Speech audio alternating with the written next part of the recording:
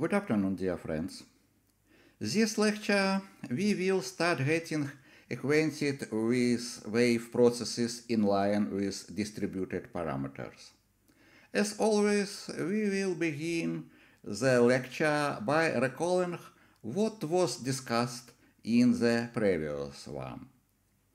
Then, based on the general solution of differential equations of the line, we will conclude that wave processes exist in lines with distributed parameters. Moreover, two types of waves operate in these lines.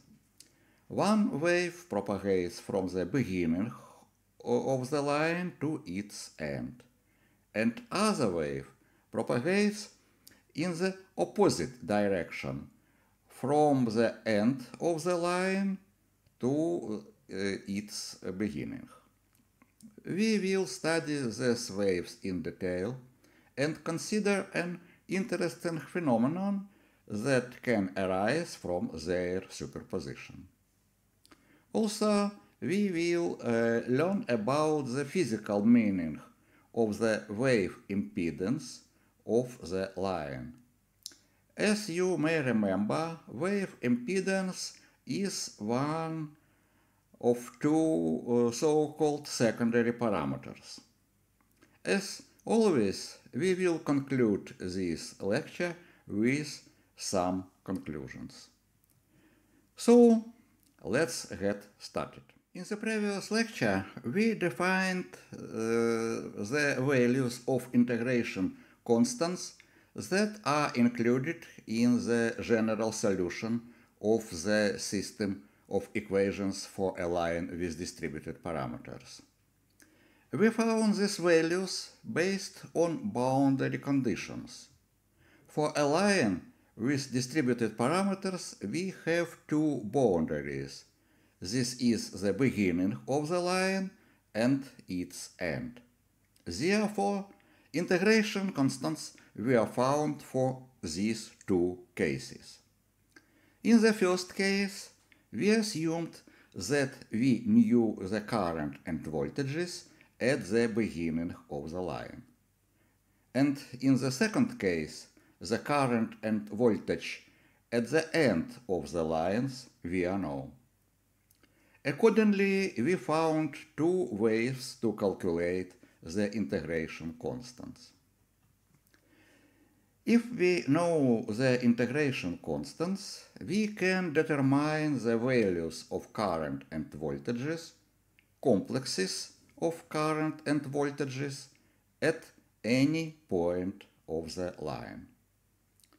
The equations we obtain involve hyperbolic functions whose arguments are the product of propagation factor gamma and the spatial coordinate x. From the obtained equations, it's clear that the propagation factor determines the parameters of the process of propagation of a sinusoidal signal in the line. As we know from previous lecture, the real part of propagation factor determined the signal's attenuations along the line, and the imaginary part shows how the initial phase of oscillation changes along the line. Note that when a signal propagates along a line, it decays, that is, its amplitude decreases. We will use this fact today when studying wave processes in lines with distributed parameters. Let's begin our introduction to wave processes by recalling the equations we obtained in previous lectures. First of all, let's remember that the general solution to the system of equations for a sinusoidal signal in a line with distributed parameters is given by these equations.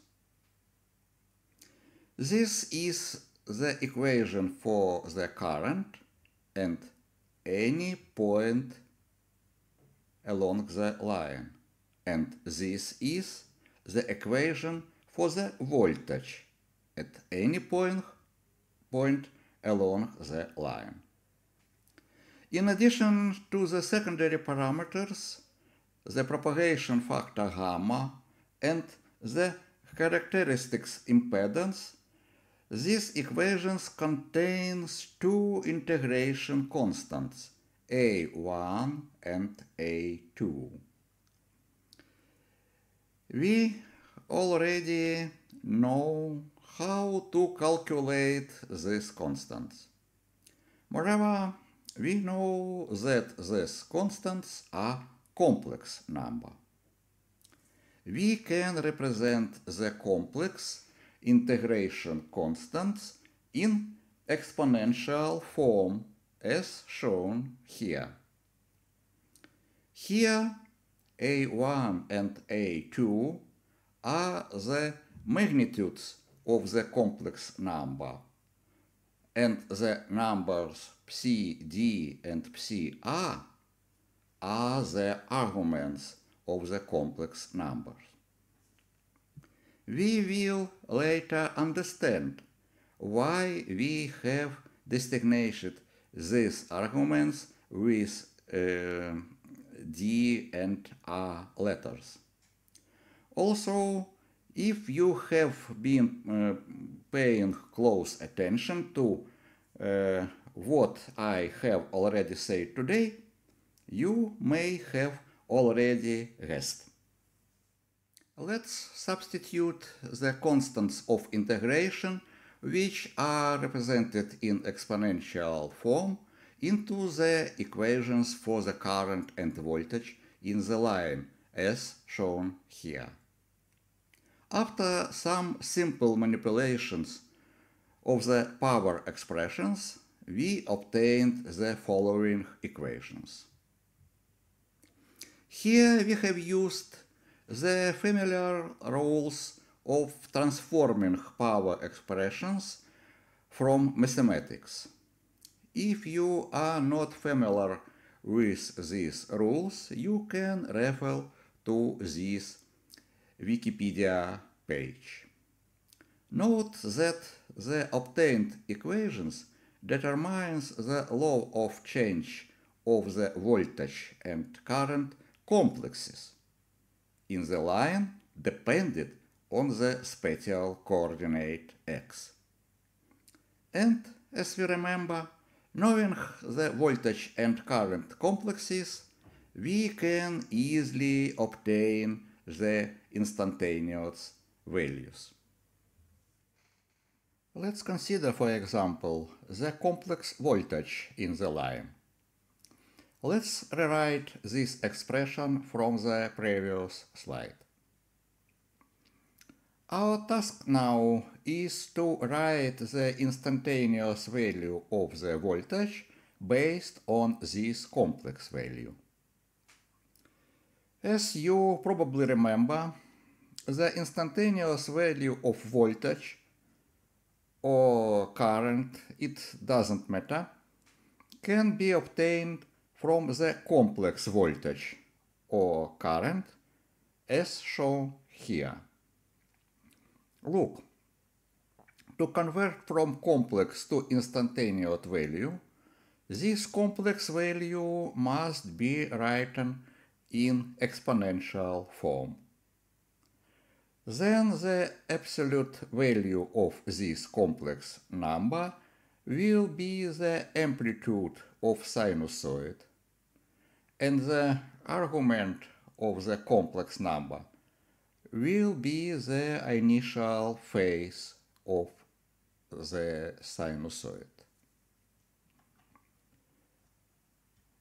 Under the sine sign, there is also the product of the impedant variable time t and the angular frequency omega. This angular frequency is considered known.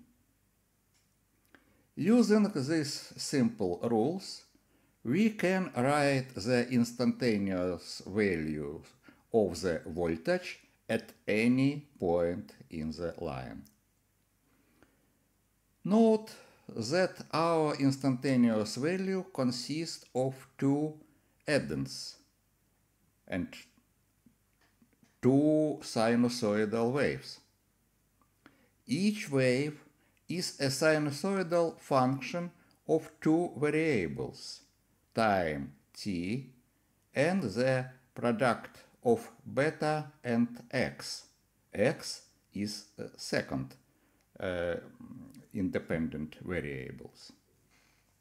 As you probably remember from previous lecture on this topic, beta is the imaginary part of the propagation factor.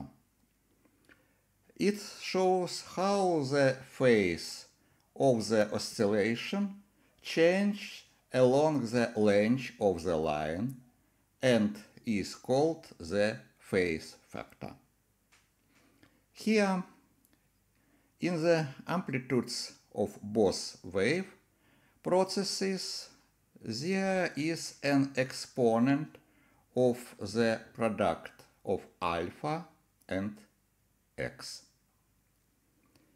As we recall, alpha is called the attenuation factor and shows how the amplitude of oscillation change with the change in distance x.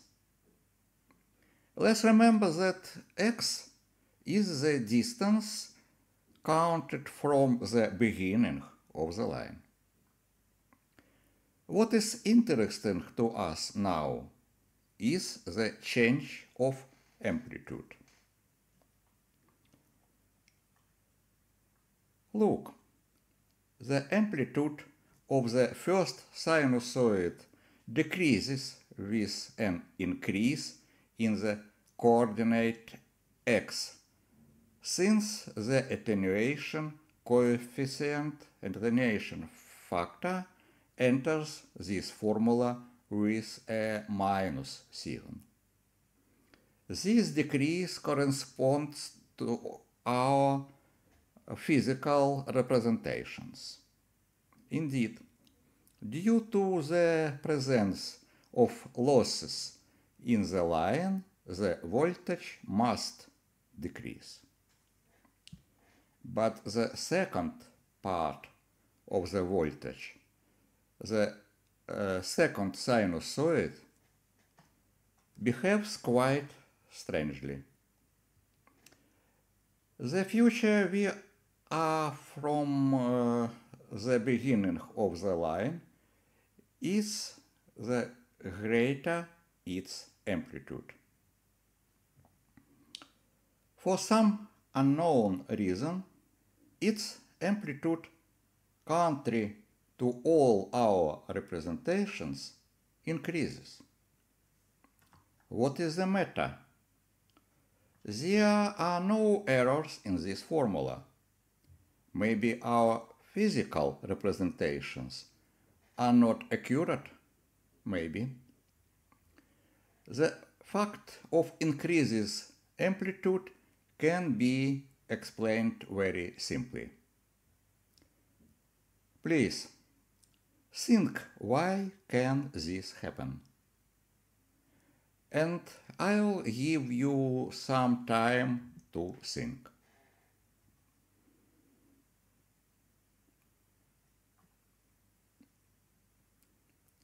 Did you think? Are you ready? Correct. Indeed, everything falls into place if we assume that the second wave, the second part of the wave process, propagates from the end of the line to its beginning, that is, in the reverse direction. Then it is logical to name the first wave process as a direct wave and the second wave process reverse wave. The formula for the direct voltage wave is shown here, and the formula for the reverse wave is shown here. I believe that now it is clear where the D and R indices that we started using from the very beginning come from. The origin of the second wave, the reverse wave, is only unclear.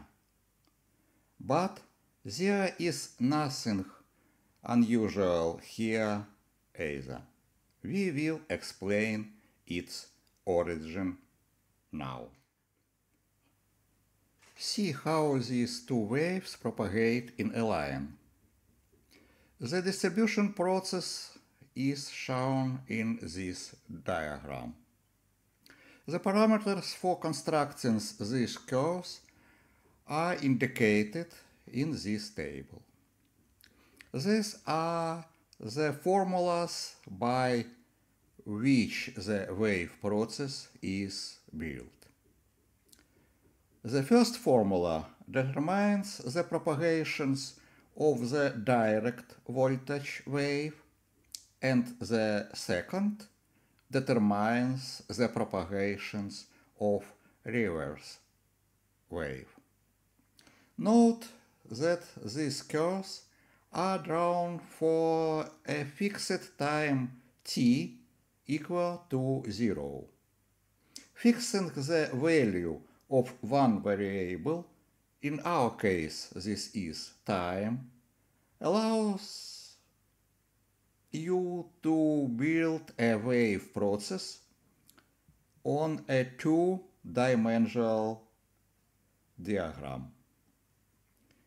See how the direct wave propagates.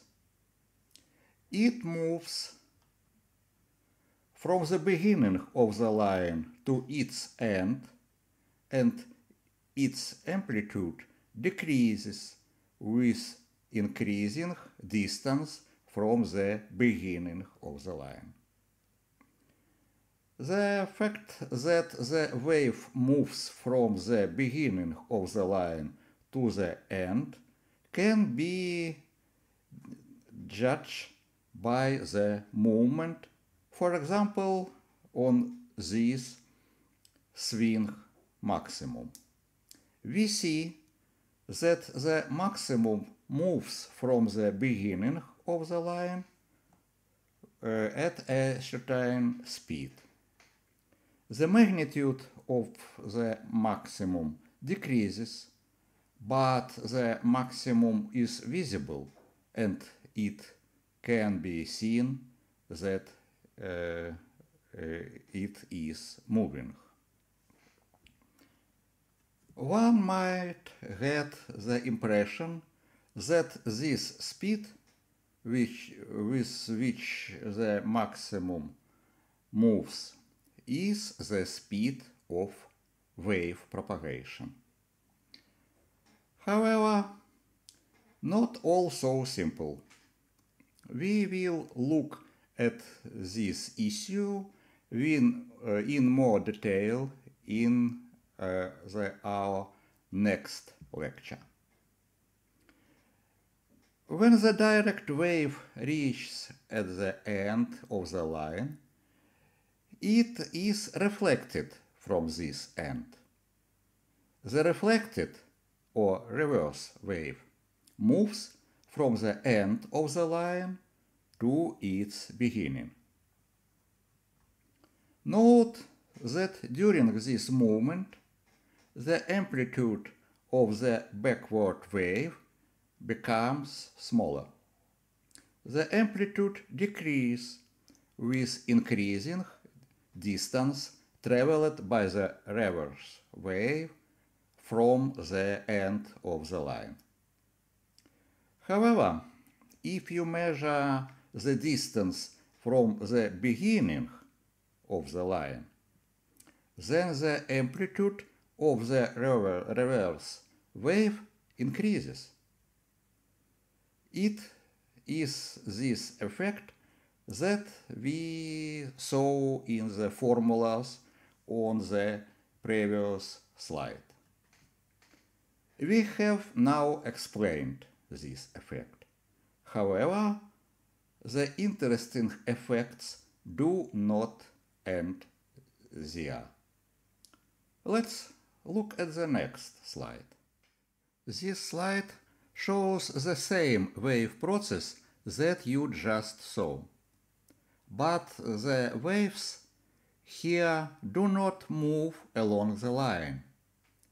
We have considered this process in a frozen state. This diagram allows us to understand in more detail what is happened in the line.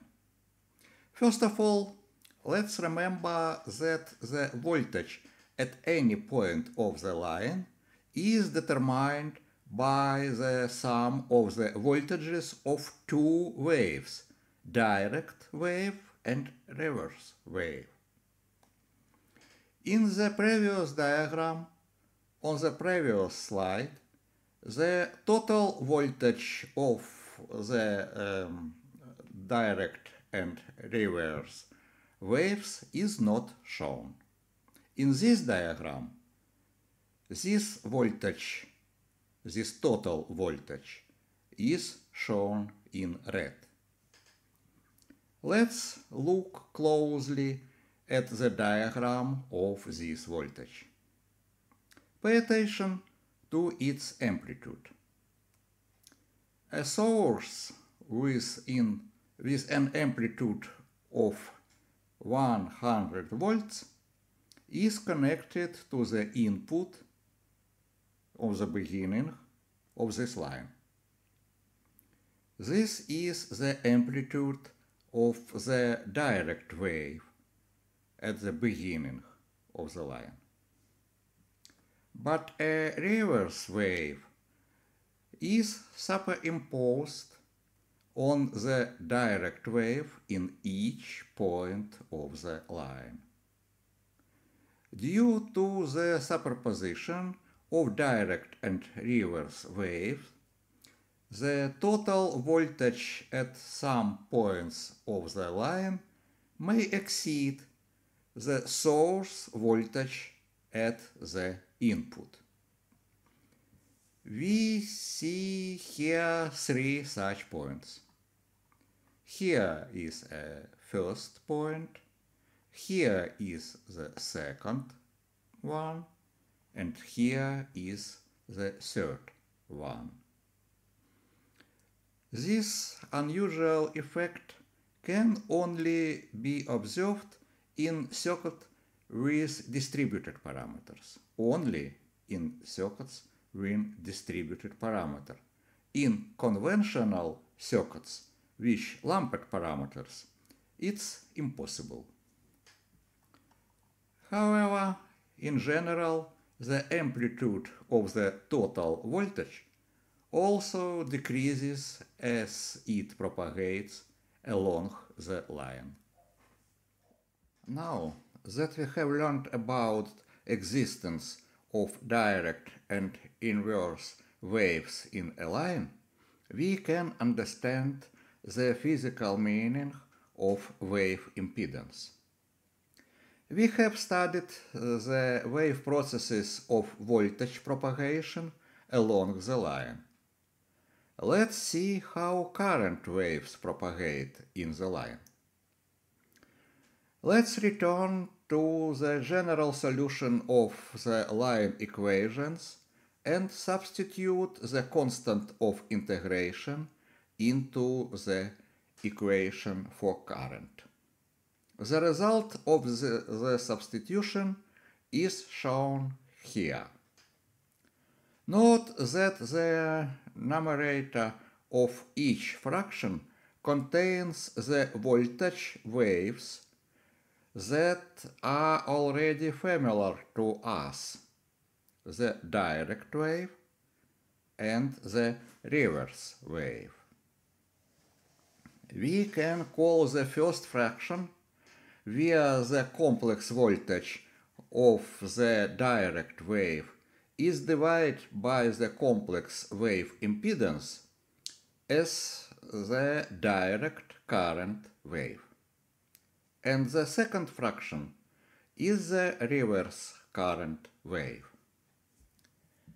From these two expressions, we can conclude that wave impedance is a proportionality factor between direct wave of voltage and direct wave of current, or between the reverse wave of voltage and current. This is the physical meaning of wave impedance. Note the minus sign in front of the reverse current wave.